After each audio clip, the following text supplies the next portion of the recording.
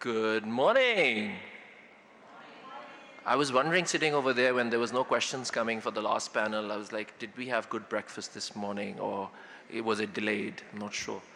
But let's get our energy going. Let's have a nice discussion. I know I'm here as a keynote speaker, and I'll try to share a few thoughts, but it's going to be more fruitful, I think, if we have an engaging session. I do cover East Africa, so that's all countries south of Egypt, down to Mauritius. So it's quite a bit of diversified landscape that I cover for Mastercard. How many of you know Mastercard as a card company? Raise your hand. Oh, I'm in trouble. Okay. I think the name probably gives it away a bit. If you think about it, Apple is not a fruit selling shop. Amazon is not, a shop by the river in Brazil. Similarly, Mastercard is a technology company. We are multi-segment, multi-rail, and I'm going to share a little bit of that with you today, just so that when we are looking at budding entrepreneurs in the fintech space or ag tech or insurance tech or whichever new techs that are coming every day, you can see the relevance that Mastercard brings to the table and make good use of it. Let's try technology. Okay.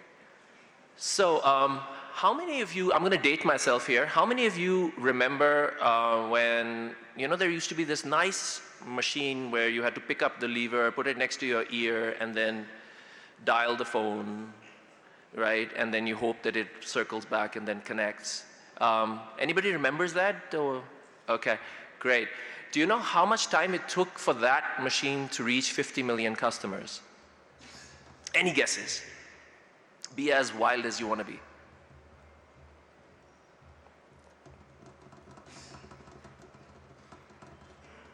Any takers? Oh, we got a hand there. Please shoot. 70 years. Okay, close.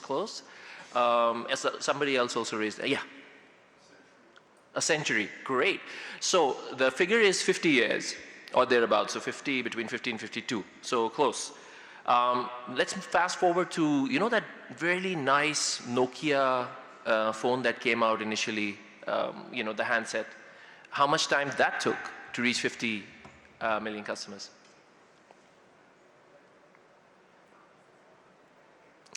Okay, so I'll spare you the agony, but it was about 13 years. Yeah. Then if we fast forward and we move to Facebook, how many of you are on Facebook? My God, Facebook is losing business here. I mean, this is okay. I don't need to focus on Facebook, but I thought, okay, maybe I'm dating myself here.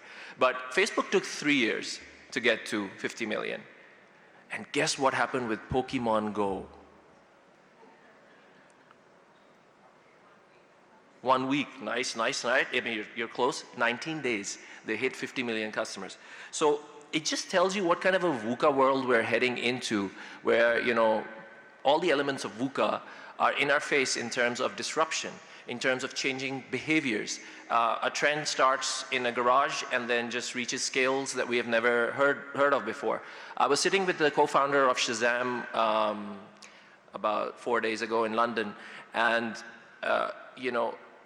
this theory that you can come up with something new and reach scale heights never reached before, I think is something out of fairy tales, because what he told me was a really arduous, long journey. So how many of you have used Shazam on your iPhone? It comes as a default app, so it's already there. In case you haven't used it, try it, it's cool. So Dheeraj Mukherjee was the founder of Shazam out of Stanford. I don't know how he coordinated between Stanford and Berkeley. There were 4 co-founders, and they all worked together on it. But it took them 15 years to really get to a point where their app was sold to Apple for $400 million, and that's when they really made money for the first time. During that 15 years, that's the treasure, that's the gold, right? What happened during those 15 years? They came up with the design initially, didn't like it, scrapped it. In the middle, they decided to sell Shazam for the best price they could get. right? They sold it. Later on to realize, no, there's actual value in Shazam and they should buy it back. They bought it back, right? And then after lots of back and forth, getting people to see the vision for the future, they were able to then get Apple's attention, who wanted to offer the product for free, right? But in that process, they had to take a lot of decisions around monetization, a host of other things that comes in any kind of a new venture. And so one thing that co-founder told me, which kind of resonated and has been mentioned here today, was resilience, grit, perennial optimism. There'll be so many people who tell you you can't do it, right? And I'm sure if I ask you to raise hands, a lot of them will go up. But you gotta just believe in that vision that you have and be passionate about it and go for it. Now, let me step back from that emotive narration and just look at what's happened with us. We're the oldest fintech. We truly believe that. We're the oldest fintech. 50 years ago. If you see the chart here, you're going to see how it all started with embossed, magstripe, chip. Fast forward, we have seen a convergence take place in the last 2 decades, right? It's really come down to the form factor. So this has changed our lives, the phone, right? Do you know how many hours a Kenyan spends on the phone in a day? So if you're awake 16, 17 hours, how much time does a Kenyan, or for that matter, any country actually, most people spend about similar times on the phone? 6? 12? Woo! There's going to be a lot of multitasking there, right? But it was 4 to 6, yeah, so it's 4 to 6 hours, right, every day. That automatically tells all of us as to what form factor we need to be looking at to be relevant for the new and up-and-coming customer.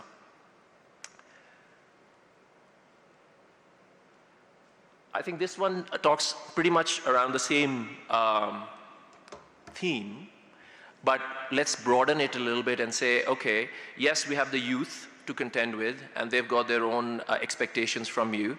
My son, for example, I think he's spent more money in V-Bucks. If you play Fortnite, you would know what V-Bucks is. Whatever other currencies in Minecraft there exist. But he spent more money on that than cash. I don't think anybody, well, maybe because I work at Mastercard, but most people in my family don't carry cash anyways.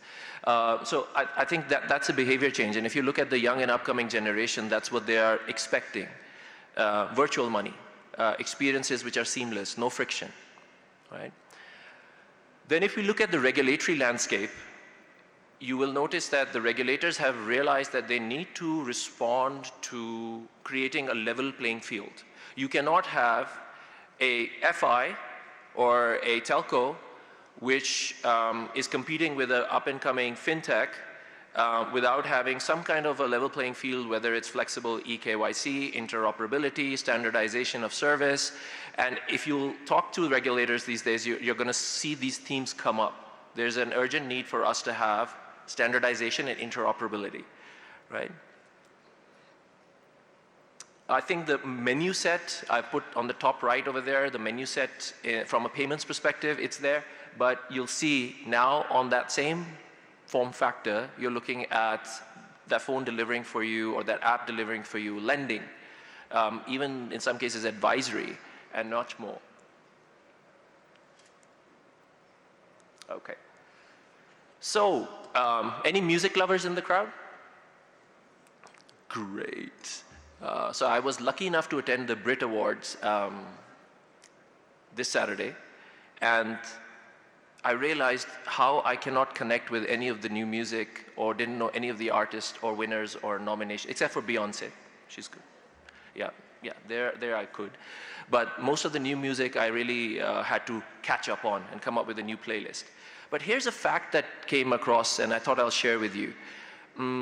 Travis Scott is a rapper, does a concert through his tours, and earns about, $3 to $4 million on a good concert, physically, in a stadium.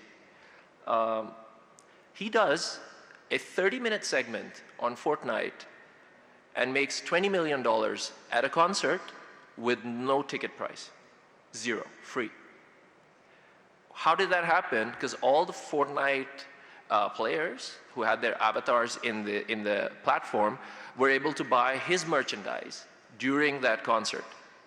So he monetized that and made $20 million. He's not the only one.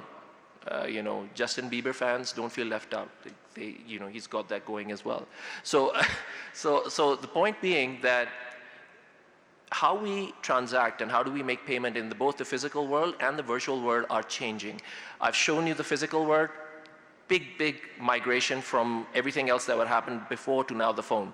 And which better country to be talking about this than in Kenya, where Safaricom has done what it's done. Credit to them for their vision, of course.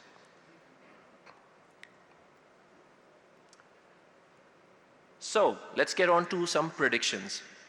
So we expect 50% of the population in sub-Saharan Africa to subscribe to mobile services by 2025. 28% of those connections will be 4G, 3% expected to be 5G. It was so nice. Yesterday I was going in a car and I suddenly saw a 5G signal come through. I didn't feel really the speed, but I'm sure that's work in progress. 40% of the population of SSA is below 15 years. And therefore, the future growth will come from that new consumer. Are we ready for that new consumer, guys? That's what we need to think about. If you're planning a business model today, you need to be in sync with what that new consumer is experiencing today, because they're going to build on that experience and expect you to be better than what they see today, right? So this has had an impact on interfaces, business models, and payment types. When we talk about interfaces, there's a Metcalfe law that 70% of annual digital commerce volumes will pass through the top 5 platforms. I talked about Shazam. Shazam plugged itself into the Apple platform. That creates relevance, creates scale, and provides experiences to a much larger audience. So if you're coming up with a new experience, partnership is key. Mastercard has this beautiful logo that's on display. Some people ask me all kinds of, give me interesting interpretations of what that could mean, but let me explain. It means partnership. It means convergence. It means like-minded people, thought leaders coming together. And if we are to remain relevant and ensure that we deliver on the new or future customers' expectations, then convergence, and I'm not saying into the big platforms, there are many platforms, whichever is the most relevant platform for your use case, we should partner. In-store checkout, check-in, checkout experiences are evolving. You go into a store, there are models that exist where you smile and you pay. Optics payments are coming up, and we're seeing that happen. Frictionless. So right now, if I go to a Naivas in Nairobi, okay, I don't want to say anything wrong about the existing prevailing experience of entering PINs and then verifying them, but they're painful. If that 30, 40-second interaction at the till can be done by having that same form factor, I mean, whether it's a mobile money account or a card or anything like that, tokenized on the phone, and I could just wave it and get out of the way, I think that can save us at least some time and give us a better experience. And especially because I'm generally at the back of the line, so it saves you a good amount of time and pain. I would recommend that we all look out for open banking. Open banking is great on paper, but it requires the whole ecosystem to be built and stakeholders to come together. There needs to be a wider alignment on the use cases around open banking. And I think lending is definitely coming out as one. How do we share data responsibly? Do we know 90% of the data that exists in the world today, which is about 94 zettabytes, has been created in the last 3 years, right? What is data? Raw data is nothing. Raw data, how does that convert into information? Then how does that information convert itself to knowledge? And how does that go to then wisdom or artificial intelligence? I think there are a number of steps in between, which means that raw data has to be converted into information. It has to be built on with insights from that information, and then ultimately decisions need to be taken on the back of it. So I think that's how we need to look at it without getting overwhelmed by the amount of data that's coming out there, right? I mean, I was just looking at some information. Google's spending, well, every minute, 5.9 million searches are taking place on Google. 100 million YouTube videos are being seen by people. So there's behaviors that are being formed when all of this data is exchanging between the uniform networks, or that data is just going out into ether with no utilization. How do we pick on the data that's most relevant is key. Mastercard, like I mentioned initially, we're not a cards company. Okay, we are a cards company, but let's move on to the other things. So we do bank account payments. We are into the remittances space. Gateways, payment gateways, they exist as well. Wallets, we work with wallets. So our Mastercard Send today sends out, I mean, we can send money to any country. It can hit an account, it can hit a wallet, it can hit a card. And so when you think of partnering with Mastercard, and when we come out for you, looking for your idea and your business model, just know the fact that we're not a cards company, and we've got much more to offer than that. At the merchant, you'll see we're offering everything from contactless, QR, click to pay, tap on phone, pin on glass, everything that could elevate the current experience. We've got that on for the taking. A little bit about globally where we stand. I won't pick on everything, but this is a nice slide for you to digest. We launched the first Apple Card, which was a digital card, tokenized card on your phone. New bank in Brazil, 22 million customers. We've already reached them through tokenized virtual payment solutions, and a host of other. On the local, in African context, we've got MTN, Airtel, where we've got Pan-Africa agreements and solutions that we are coming out with so that we can bring payment solutions and the VAS that sits on top to the base of the pyramid. And telcos, give them credit. They have done a great job in creating the scale that you need to then build your solutions on and reach to the end consumer. And I have gone over time. Apologies for that, but I want to thank you all for your attention. And I wish you a lot of partnership, a lot of thoughtful risk-taking over the next few days, or well, today and tomorrow. I think connections and understanding each other is the baseline. Devil lies in the detail.